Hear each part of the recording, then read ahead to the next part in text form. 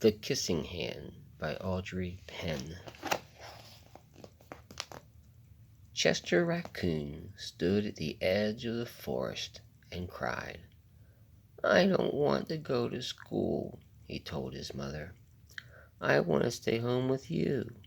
I want to play with my friends, and play with my toys, and read my books, and swing on my swing.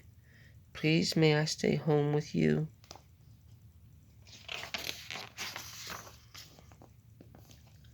Mrs. Raccoon took Chester by the hand and nuzzled him on the ear. "Sometimes we all have to do things we don't want to do," she told him gently, "even if they seem strange and scary at first. But you will love school once you start.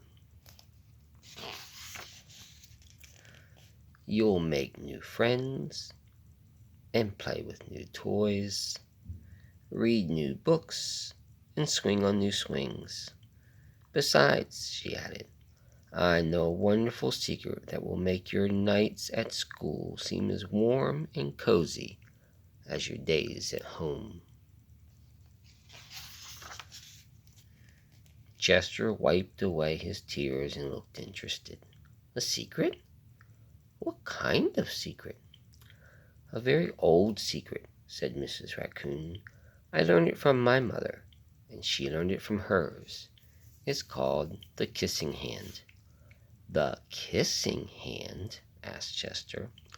"What's that?" "I'll show you." Mrs. Raccoon took Chester's left hand and spread open his tiny fingers into a fan. Leaning forward, she kissed Chester right in the middle of his palm. Chester felt his mother's kiss rush from his hand up to his arm and into his heart.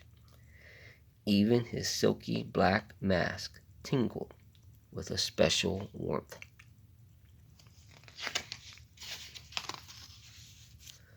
Mrs. Raccoon smiled.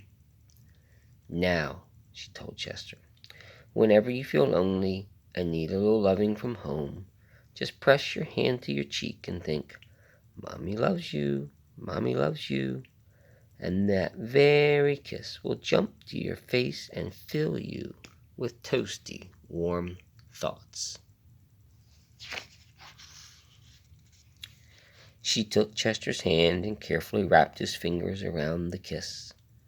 "Now, do be careful not to lose it," she teased him. "But don't worry. When you open your hand and wash your food, I promise the kiss will stick."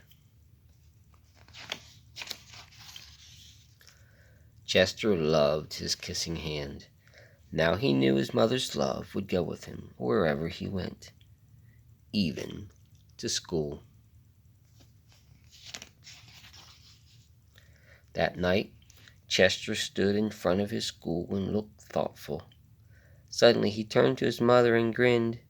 "Give me your hand," he told her.